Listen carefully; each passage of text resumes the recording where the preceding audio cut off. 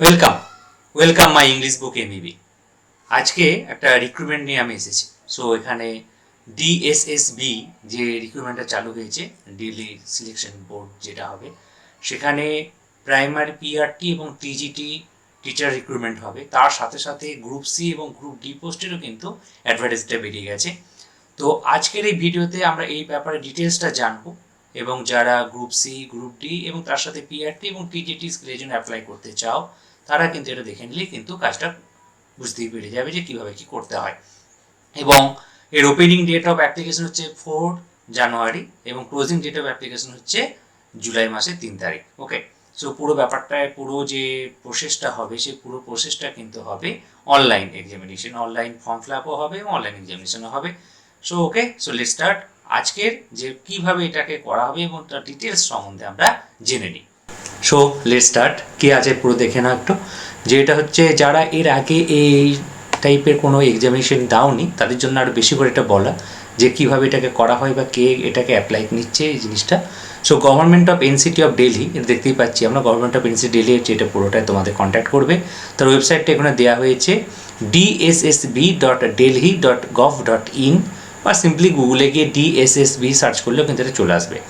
তারপরে দেখতে পাচ্ছি 27 তারিখে এটা একটা বেরিয়েছে। So vacancy notice for TGT, এটা মেনলি এটা যেটা এখানে যেটা বলছি আমি, এটা টিজিটির জন্য এটা মেনলি অ্যাপ্লাইটা করা হচ্ছে এখানে।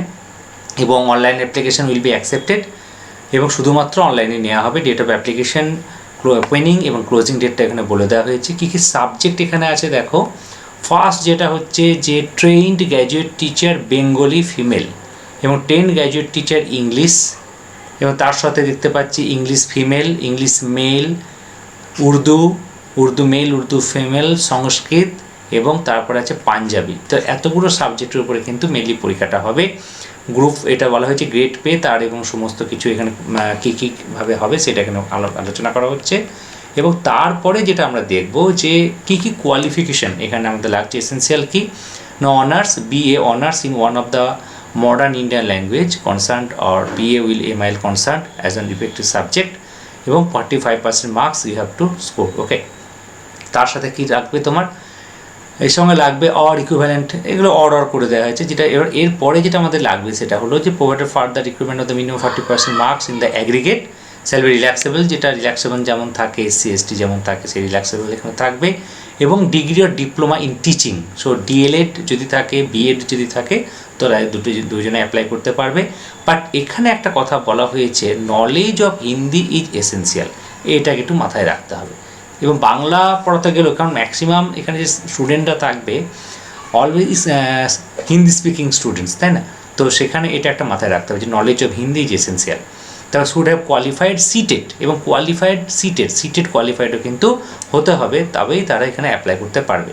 এবার এখানে ডবল স্টার দিয়ে কী বলা হচ্ছে দেখো, the candidate should have studied the subject concerned as mentioned in the others for the list 2 years during the graduate course. The elective word may also include main subject as practiced in different universities.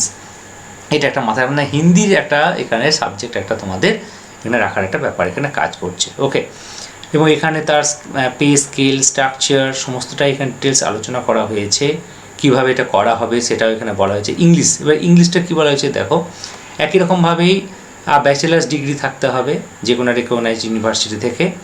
Clear, should have been at the elective level English, mathematics, natural and social science. Okay, and main subject TGT যেটা আছে সেটা হচ্ছে natural science, physical science, এই যে জিনিসগুলো আমাদের থাকে সেগুলো এখানে সমস্তটাই কাজ করবে। এবং তোমরা যখন এটা দেখে নেবে ভালো করে, এই যে সাইটটা বললাম সেই সাইটটিকে কিন্তু ডিটেলসটা এখানে কিন্তু জেনে নিতে হবে, কারণ এখানে অনেকগুলো জিনিস কিন্তু একসঙ্গে কাজ করছে। যেহেতু এটা টিজিটি পোস্টে অ্যাপ্লাইটা হচ্ছে, সো এটাকে কিন্তু মাথায় রাখতে হবে এই 4টে জিনিসকে, যে English, mathematics, natural and physical science and social science. Okay, so এই জিনিসটাকে out of the following should have been the elective level, তো এই জিনিসটা একটু মাথায় রাখতে হবে। এবং মেইন সাবজেক্ট যখন আমরা দেখব যে টিজিটি ন্যাচারাল সায়েন্স আর ফিজিক্যাল সায়েন্স, সেলবি ফিজিক্স, এগুলো তোমাদের থাকবে। সোশ্যাল সায়েন্সের মধ্যে কী কী থাকছে আমার, history, political science, economics, business studies, sociology, geography and physiology. So provided further that the requirement as to the minimum of 45% marks in aggregate at graduate level shall be relaxable case of, যেমন থাকে আমাদের অন্যান্য ক্যান্ডিডেটের ক্ষেত্রে, এখানে সে একই রকম থাকবে, কিন্তু ওয়ার্কিং নলেজ অফ হিন্দি এটাও কিন্তু আমি যেটা তোমাদের আগেও বললাম, আমি ওয়ার্কিং নলেজ অফ হিন্দি, মানে the candidates should have studied the subject concern mention in the others, মানে এখানে এই জিনিসটা একটু মাথায় রাখতে হবে, যারা হিন্দি স্পিকিং বা হিন্দি নলেজটাকে এখানে কিন্তু মাস্ট, তার সঙ্গে সিটেট কোয়ালিফাইড তো থাকতেই হবে। ওকে, এটাকে একটু মাথায় রেখে আমাদের কিন্তু এগিয়ে যেতে হবে। ওকে, তারপরে একই রকমভাবে trend graduate teacher English female qualification একই থাকবে, এখানে আলাদা করে কোয়ালিফিকেশান কিছু থাকবে না। এবং উর্দু দেখতে পাচ্ছি এখানেও একই রকমভাবে যা যা ওখানে বলা হয়েছিল এখানে সেম ক্যাটেগরি কিন্তু এখানে কাজ করবে, এইভাবে কিন্তু প্রতিটা সাবজেক্ট ওয়াইজ এইভাবে জিনিসগুলোকে থাকবে। ওকে, এরপরে যেটা বলার যে পরীক্ষা যেটা নেওয়া হবে, এক্সামিনেশন প্যাটার্নটা কেমন থাকবে, কিভাবে নেওয়া হবে, এই সম্বন্ধে একটু বলে নেওয়া হোক। সো এক্সামিনেশন ফিজ হচ্ছে মেনলি 100 টাকা, কিন্তু SC ST এবং PWD এবং যদি ফিমেল ক্যান্ডিডেট হয় তাদের ক্ষেত্রে কিন্তু এক্সামিনেশন ফি লাগছে না। Mode of selection, the selection shall be made through 1 tyre or 2 tyre examination scheme and skill test wherever applicable, এইভাবে বলা হচ্ছে এটা। এবং তারপরে যেটা দেখব আমরা, ইন কেস অফ অনার, এবং ব্যাপারটা হচ্ছে যে যদি একই, এখানে ভালো একটা কথা বলেছে, দেখবে যে in case of 1 or 2 tyre technical post যদি হয়, candidates securing more marks in subject specific section is to be placed higher in merit, but in case where the mark mentioned above are also equal, the candidate senior in age is to be placed higher in merit. মানে দুজন candidate যদি একই number পেয়ে থাকে, যে senior তাকে কিন্তু আগে রাখা হবে, বা যদি ডেট অফ বার্থ একই রয়ে যায় কিন্তু দুজনের যদি নাম্বার একই হয়ে যায়, তখন কি হবে, অ্যালফাবেটিক্যাল অর্ডার, যার নাম অ্যালফাবেটিক্যাল অর্ডারে আগে থাকবে তাকে কিন্তু আগে দেওয়া হবে। Okay, but in case of non technical or general post দিতে হবে, candidate senior in age is to be placed higher in merit, যে সিনিয়র তাকে কিন্তু হায়ার ইন মেরিটে রাখা হবে। But in case of the dates of birth is also the same, the candidate whose first name comes first alphabetically order is to be placed higher in merit, একরকমভাবে এটা রাখা হচ্ছে। And okay, সিলেবাসটা কী থাকা হচ্ছে দেখো, for 1 tyre general or technical examination, 1 tyre মানে যেহেতু 2 টায়ার বলা হয়েছে, সো 1 টায়ারে কী থাকছে, জেনারেল অ্যাওয়ারনেস একটা থাকবে, সেখানে জিকে যে জিনিসটাকে আমরা বলি সেটাকে থেকে কিন্তু কোয়েশ্চেন থাকবে, জেনারেল ইন্টেলিজেন্স রিজনিং থাকবে, অ্যারিথমেটিক্যাল নিউমেরিক্যাল এবিলিটি, যেটা তোমাদের বলেছিলাম যে TGT করার সময় এই জিনিসগুলো তোমাকে থাকতেই হবে। সো ম্যাথ তোমাকে পড়তে হবে, Hindi language and comprehension, Hindi ল্যাঙ্গুয়েজের পরে কিন্তু একটা পরীক্ষা তোমাদের এখানে দিতে হবে। ওকে, এবং ইংলিশ ল্যাঙ্গুয়েজ অ্যান্ড কম্প্রিহেনশন এখান থেকে একটা পরীক্ষা দিতে হবে সবাইকে। এবং সাবজেক্ট এখানে সিলেবাসটাও ডিটেলস আলোচনা করা হয়েছে, এখানে ইংলিশের সিলেবাস কী কী আছে, অ্যারিথমেটিকের সিলেবাস কী কী আছে, জিকে সিলেবাস কী কী আছে।